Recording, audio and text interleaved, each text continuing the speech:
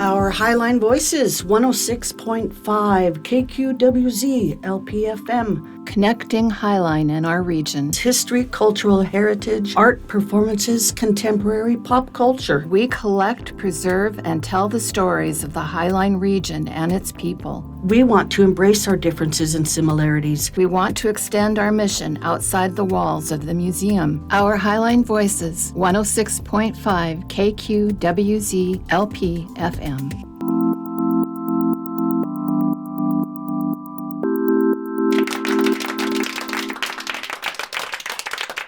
Hi everyone, this is Nancy from the Highline Heritage Museum and welcome back. Tonight we have a wonderful artist that he's going to share a little bit of who he is and then what he's working on. But before we do that, what are we doing this project? Why not? That's not, I think that's going to be my new answer. Why not connecting to others? Why not being curious about what the other person is doing? Why not to just sit down and listen to, different stories and different voices and honestly just to connect to each other. And so thank you for joining us tonight.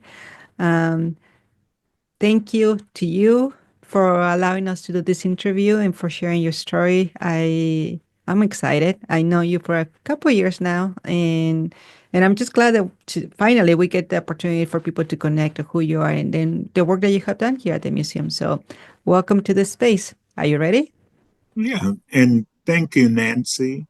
I'm Rolyat Mosi, and I've been working with the Heritage Museum over 5 years, providing short snippets on Black history from the state of Washington. And it's been most interesting making sure we get good information, making sure it's kind of in some sense of order. We use a chronological increment, and that's been a good relationship for me as a writer and hopefully for the viewers in the digital community for the Heritage Museum. It's been a very interesting ride because I did not realize it was that long. I still feel like I just connected with you not too long ago, but no, it's every day this passing is turning into a new year. And I remember when we met, if it was 5 years ago, we met then during COVID. And so it was in that time frame where how do we even do the work as a museum if we opened in 2019, 6 months later COVID hit. What does that mean? What does that mean for us and the work that we do? And I think that when I met you, I remember you were one of the first people that made me reflect as to what is history, make me reflect what is our mission. I know their mission is stated in everything that we do, but more than that, I remember that the first time we actually sit down and have a straightforward conversation. It was about, can we share the stories? Can we really vocalize those areas? And in my heart, it was yes, we can. Now, can we make it? And in reality, it's not just talking, but it's the actions. And you have been constant in every year now and sharing those stories and those elements that are extremely important to share them, not just because it's a holiday, because it's something to know every single day of the year. And so that we're definitely in agreement with. And I can't help but share my own stories of going back because it was a tough time for all during COVID, but the fine arts area seemed to get hit just a little harder because a lot of it was in person. So moving into the digital world has made a big difference. And now I know the museum has a digital footprint on Facebook, Instagram, plus your website. And so that's great. I also know that you are moving back towards some on-site activity as a means to not only promote the museum, but some of the contributors throughout the area. So I was glad to began discussing with you the potentialities of an upcoming workshop. So we're looking that in the face. Um, we've come a long way since then. When I think of the fact that for each of those Black History Months, we have had posted on a weekly basis 5 different profiles for Black Americans who were also Black Washingtonians here in the state of Washington, going from the Oregon Territory into the Washington Territory, and finally to the great state of Washington to what it has become now. So it's been pretty interesting looking at those as we go over time, and hopefully the future will provide opportunities for even more of these profiles. No, and there's something that I'm so glad that the alignment of it, is just that it takes a community to make something happen. Me alone just cannot do this. I just cannot do this work alone. And so the idea of being next to you and thinking about, okay, are we doing digitally? Are we doing in person? What else can we do about it? And then seeing the limitations, but also the opportunities. What else can we do if we cannot do it that way? And so there's something that I have appreciated you a lot. But I don't want to talk a lot, so I want to make sure that you actually speaking more than I am talking. And so Yeah. tell us, okay, you are an artist.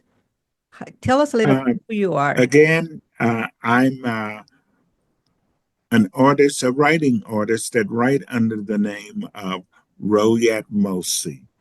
And I write across different genres, including uh, history, faith based, science fiction, and poetry. So, like to share all of my work with the public in different venues that are put forth. I do look to provide some input on upcoming, as I indicated, upcoming workshops that might be at the Heritage Museum, giving another opportunity. One of the things, Nancy, that I'd love to see and that might make for an interesting interchange with the community would be ongoing quarterly cultural snippets. And that would be an opportunity where once a quarter, we provide through the Heritage Museum an opportunity for individuals from different uh, communities, ethnicities, to have a snippet, say, where they may share some part of how their culture's uniqueness is meshed into America. It could be about a particular food, a song, or some type of celebration for that culture or that particular organization. This would help to broaden what is available currently as the great mixing pot we have here in the Puget Sound, and more particularly right here in Highline.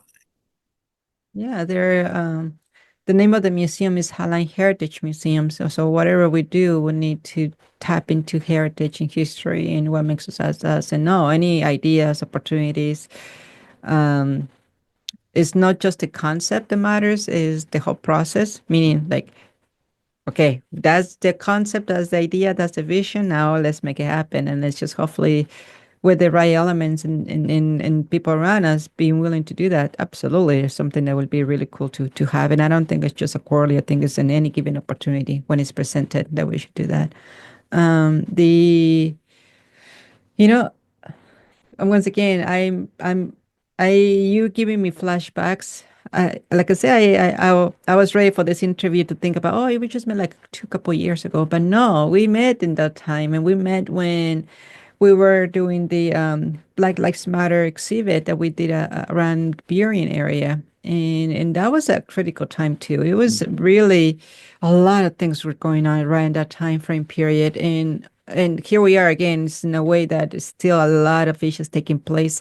Um, one thing that I really appreciate the work that all of you did, because it was through the uh, African American Rights Alliance. In that time, the collaborating with you guys was the video that all of you created and were part of it, and it was a beautiful example of how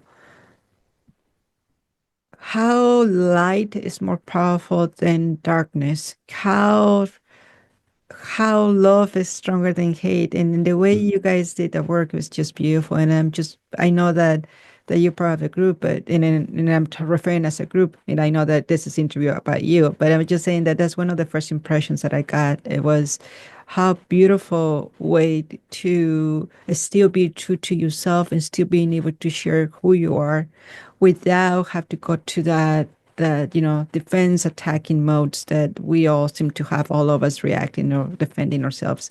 And so thank you for that introduction as to it's more than just a statement. It is what comes in your heart, and the work that you have been doing here at the museum with the social media postings and the researching and images and in trying to bring voice to those voices that are in here in Washington is just really crucial. So I just want to take a little moment of thanking you for everything that you have done. And it's just been a wonderful partnership with you. But this is like Right I say, it's on. about you. Thank Come you. on, tell me a little bit more about you. So when did you start writing? Well, I started writing quite a while back. I grew up in Los Angeles, um, and I'm really a Southern transplant from the state of Louisiana. We moved out of Winsboro. Winsboro is probably about 40 miles east of the Mississippi, but it's closer to the river than it is to Monroe, Louisiana. And Dad moved us to Los Angeles when I was about 5. So I grew up in LA, did some college in LA. When I graduated, did some grad school in Utah and continued to move on. During all that time, I was writing.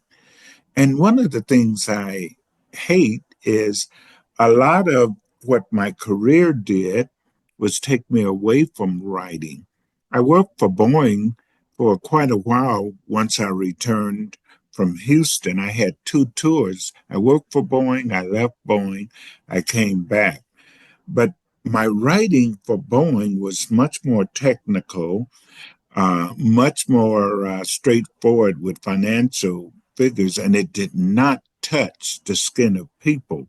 It touched the skin of airplane cruise missiles and those inanimate objects that don't share the culture of love that I wanted to touch. So after retirement, what a wonderful time. I could write about whatever. And I had all of these writings everywhere, Nancy, just everywhere, to the point that I was busting out all over in poetry and some of my political statements and some of my faith based training from years of working with faith based workshops. And worked to solidify those into some concrete writings about each. And so that's been a good thing. It's the history that has blown me away, particularly Afro American history, Black history, or if we were to go back behind the curtain of the 50s, the history of the old Negroes. When we look at the state of Washington, it become real interesting. One of the funny intersections and most interesting intersection is that of the Black soldiers known as the Buffalo Soldiers. The Buffalo Soldiers came first to the state of Washington down south in about 1898. And they came in and spent time at Vancouver Barracks for about 13 months, pulling out in 1901. But about the same time, things were getting nice and warm all over Spokane and into Seattle. So these Black men helped to settle the western area, particularly the Northwest, and make it much more palatable for those who were to be the settlers. So that's always an interesting view to look at. And just the overall history. Um, the state of Washington brings forth a powerful stamp for the contributions of Black people to this nation, and exploring those have been most interesting. Writing about them has been great fun. Yeah, thank you for sharing that. Got a question. It is seems to be that, and especially in the beginning, when we were just opening the museum, and I was just like, okay, let's celebrate Black History Month. I got many feedback on there's this idea against that, against just the Black History Month, and then it's almost like why is it should be celebrated every day, that insistence that it's not just a one-time deal. And my answer to that was absolutely, it's something that we need to celebrate, honor every single day, the same as our birthdays, the same as Mother's Day, is the same as in everything, an acknowledgement of that all of us can also share the spotlight. We cannot do it all at the same time, but can we just, once in a time, kind of that rotation? What do you think of that History Month perspective? Because like you and I, we work on it, and I love the collaboration, and I love that we are honoring all the different voices in the history for Black History Month. But what do you think about that concept of spotlighting it versus something that it should be organic and it goes through the whole year? Well, Nancy, we would hope that everyone would be incorporated so that we all see a seat at the table and enjoy the benefits of the banquet of this great nation we know as America. But we also know that is not what America has developed and has put forth as reality. Black History Month in itself is a misnomer in the fact that everyone knows it's American history and should be woven into the fabric of America like the words are in the book. But it becomes a challenge when books about American history are not even acceptable upon the shelves of the people who should be reading them. Those who need to know about America as they go into the future, and the contribution, particularly of folks who look like me. Uh, we want to see folks who look like me. We want to hear stories, achievement. We want to hear some of the good wishes that they put forth and the resilient spirit of their accomplishment. But we don't hear as much when we're restricted just to a month. It would be just as good to have equal footing in classroom books, in museums, in places of normal social contact, and as part of the ongoing archives of wonderful American accomplishments and achievements by all of its citizens. So that's kind of what I think about secluding one month, the shortest month of the year, for something that should be not only every day, but embedded into the patriotic heart of all Americans. We should know about this stuff. Absolutely. And as a coincidence, all the different groups have said the same thing, meaning Hispanic, like I'm Hispanic cultures, and they have been also Asian American cultures and Arab American cultures, and it's just all these different, what makes America America, and even like that is just heritage. But what happens like this month is Women's History Month. Think about the role in women in history and how they've been not been included in many different ways. And we're talking about half of the population on the planet, and it still is not even close to it. So obviously, here I am. I'm a Hispanic. I'm a woman. I got disabilities and whatever you call my hearing is. But you know what it means to like you said, to intertwine or interwove the narratives of American history in not just in the past but today in a society, and then also for the future. And it's just like it has to be something that lives every single day. It's not just one moment. You, my dear friend, you have to. You inspire me to talk, and I don't know why. Am I over talking? I'm trying. I'm training myself not to do this as much. Tell me more about you now. It's like, what are you working on? What is on top of whatever you're doing with us at the museum? Are you do you have books? Have you published Well, I books? do. I have been putting energy into some of my sci-fi work. Nice. Uh, I've had a couple of manuscripts that's been around for one has been over 20 years, one's 15, and the third one is newer. Um, the oldest one is about a collection of spaceships in a fleet that have Afro names. These names are not just African, they're names of African deities from the Orisha pantheon of gods in West Africa. Many of these gods are a tribute to things similar to what you would find in the Greek and Roman godships, where their pantheon have a god over water, a god over healthy, a god over fieriness, and a main god. For our ships, each of the fleet has a name of a god related to their class of ships.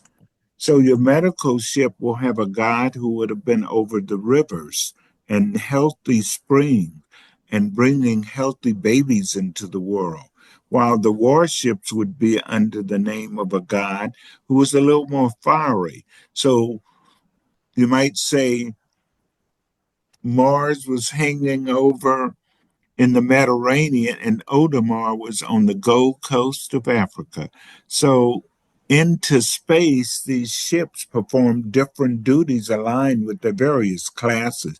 There's a class of education and touring and cultural ships that bring to the far off perimeter planets different ideas that are not necessarily welcome by the species that may inhabit these different perimeter planets. So it's all interesting.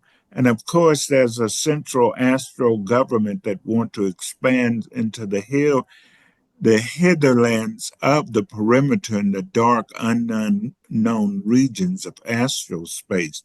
So that's kind of been a lot of fun for me. And I've been debating about how do I think I've embellished characters and given great thought to them and interconnected them to the places that they find themselves or their astral venues very well, along with the believability of what they do and the types of technology they use.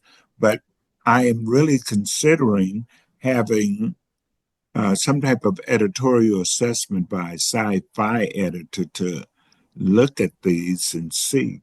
So all of that has been interesting. It's been fun, and it definitely takes you way out of history, out of poetry, and into the deep crevices of your synaptic mind.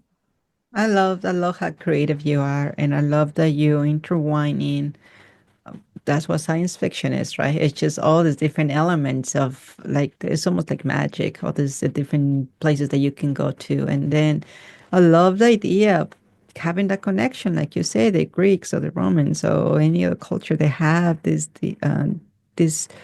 these gods implanted in many different formats around cultures. And so I like that.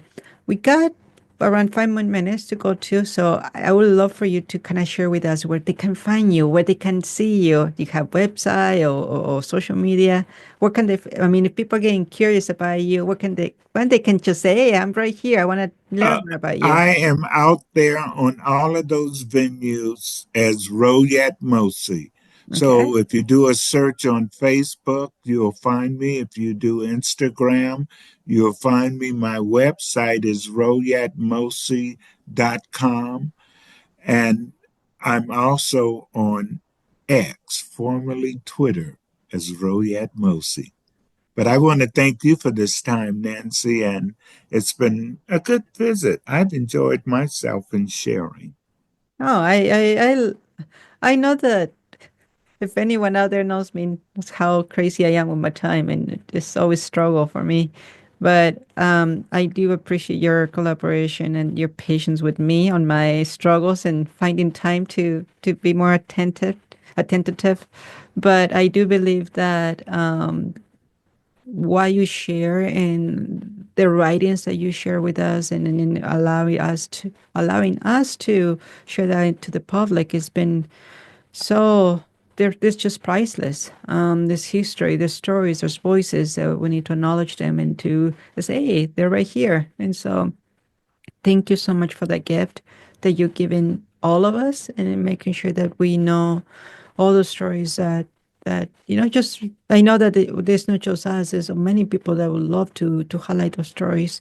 But right now we just have this tiny opportunity and we thank you for that collaboration with you. Now everyone, if you got curious about the work that he does, please look for him on the different social media platforms, and his contact information will be also leaving his information underneath on the YouTube channel, on his video at the description area, other sites that you can find him too. And so thank you again for this opportunity, and I'm excited. I'm excited to see what else we can do together. So thank you. Thank you, Nancy, and thanks to the museum. Enjoy. Thank you. Our Highline Voices, 106.5 KQWZ LP FM. We envision ourselves sitting at a round table where no one is the leader and stories are heard respectfully, regardless of gender, age, sexual orientation, disabilities, or ethnicity. Our mission is we collect, preserve, and tell the stories of the Highline region and its people. We want to extend our mission outside the walls of the museum. Our Highline Voices represents us all, honoring our past, celebrating our present, and uniting to cultivate our future. This project allows us to reach out to demographics who might be unable to visit the museum. People with disabilities, low-income families, people who don't trust museums, and more. In partnership, we are launching a locally programmed new radio station at the museum, featuring recorded and live Highline's heritage, history, culture, arts, and more. Are you interested in sharing your story? Email director@highlinemuseum.org.